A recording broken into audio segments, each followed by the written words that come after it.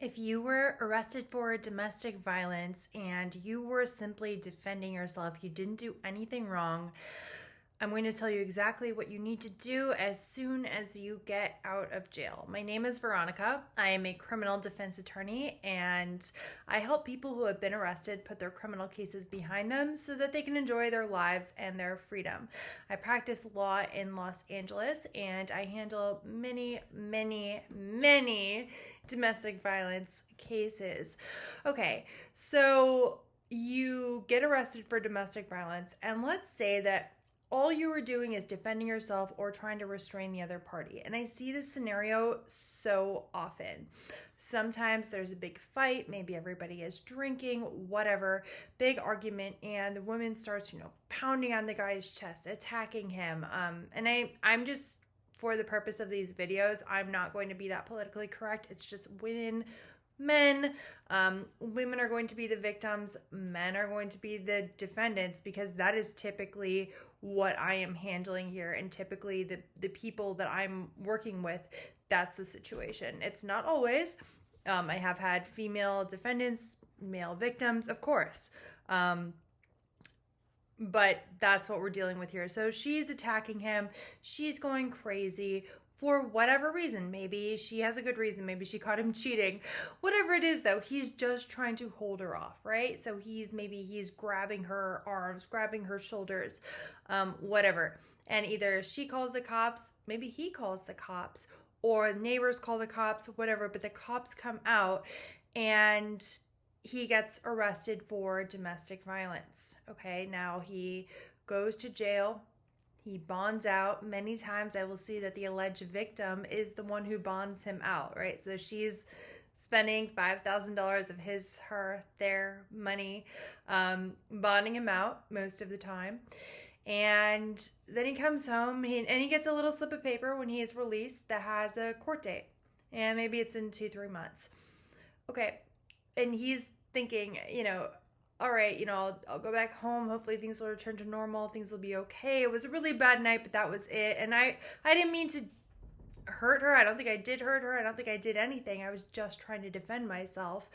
And gets that court date, maybe closer to the court date, a few weeks before, maybe a month before, maybe even a month and a half before. If he has 2 months, he decides to call an attorney and explains what happened. The first thing that we are going to ask you is probably going to be, or one of the first things is, do you have any pictures of your injuries if you were injured? Right? So maybe when you get home, you have some bruises on your body and you think that's not important, because I'm not trying to charge her with anything. I'm not trying to get her in trouble. I was just defending myself. I'm just trying to get myself out of this. Maybe this is my children's mother, whatever, my wife. Things should just go back to normal. It was just a really bad night. I'm not going to take pictures of that. That is a bad idea. You need to take those pictures. And it's not so that your girlfriend, wife, ex, whatever, that person can be prosecuted. In fact, if you are the one who is arrested for domestic violence and there's a criminal case against you, it's extremely unlikely that they are ever going to charge her with anything. Even if you have the whole case happen, there is a jury trial and the jury finds you not guilty because of self-defense, because she was doing something wrong. Like, they're effectively saying she committed a crime, right? And you were just defending yourself. It's extremely unlikely, and I actually don't think I've ever seen anyone in Los Angeles, my client, my criminal defense attorney friends' clients, I've never seen that happen ever. Okay? So the chances of that happening are vanishingly small. I've actually never seen anybody who was alleged by the DA's office to be a victim later charged with a crime after a trial or after the case was litigated, or as part of the case. So first of all, we're not going on the offensive here. As a criminal defendant, you are on the defense, right? And we need a defense to domestic violence is self-defense, that you were using no more force than was reasonably necessary to protect yourself from imminent bodily injury, right? So if you're holding somebody off, they're trying to attack you, they're trying to hit you in the face, and you are simply just holding them off. You're not attacking them. You're not grabbing a knife and stabbing them. You're not using a gun on them. You're just doing what is reasonably necessary to hold them off. That's self-defense, right? And if we don't have any proof that the other person was attacking you, how are we supposed to prove self-defense? If I have pictures of bruises, injuries to you, and don't trust the sheriffs, don't trust the police to take pictures of this stuff. Just because they took their own pictures doesn't mean that you don't take yours. Always take your own. The amount of stuff like that vanishes is ridiculous, and sometimes, you know, they'll say we didn't take any pictures at all. Sometimes the pictures are horrible and the lighting is horrible and we can't do anything with them. So make sure that when you get home, you're taking your own pictures of your injuries. If you have some kind of injury that possibly even could be treated. In fact, even a bruise, I would at least go to like your local urgent care. It's like less than $150 generally, even without insurance, to go to urgent care and get checked out, right?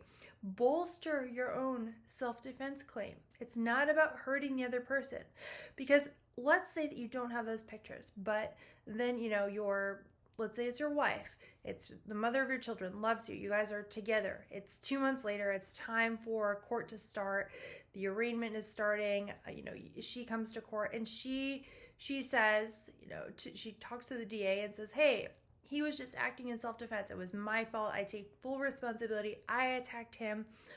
The DA is not going to take her at her word. We need that proof. And the reason is that, frankly, the district attorney's office in Los Angeles, I would also say Orange County, and every county that I've practiced in California, which ranges from Sacramento all the way down to San Diego, they kind of treat victims of domestic violence, especially women, like children. And they say, oh no, you know, you're making this up because you just want to be with him and you don't know what's good for you. So that's not enough. You need to take pictures of your injury, get treatment, get documentation, have something that your lawyer can show the DA to say, hey, this is real, to try to get you either maybe the case dismissed before your first court date. If you've been watching my other videos and I don't know why I made a thumbs up instead of a 1, but maybe get it dismissed before your first court date. If you watch my other videos, you know that this is actually a possibility, especially for domestic violence cases. You bond it out and you have some time before court to have an attorney talk to the DA. That's huge. But also, even if, you know, maybe you're watching this late, maybe you already have, the case has been filed, you've already gone to the first court date, whatever, if you have those pictures at that point, maybe your attorney hasn't even asked for them, but you have them, it's really useful to us to be able to say, hey, don't just believe what I'm saying. You know, I'm advocating for every single one of my clients, no matter how guilty they are, but don't just believe what I'm saying. Here is some proof, right? That's really, really useful. So please, if you were acting in self-defense and you got charged with, you know, domestic violence is a really common one, but any kind of like battery, anything where you were charged with a crime and you have some kind of injuries, take pictures of them. Take good pictures. Assume that they're going to be shown in court. So, you know, you just keep it in mind when you're in your bathroom mirror and you're trying to take pictures of these. Assume that they will be shown in court and other people will see them, because they will. It's really important. Anyway, I hope that this helps. If you have a criminal case in California, feel free to give me a call. You can find my number down below. You can also book a consultation with me directly right there.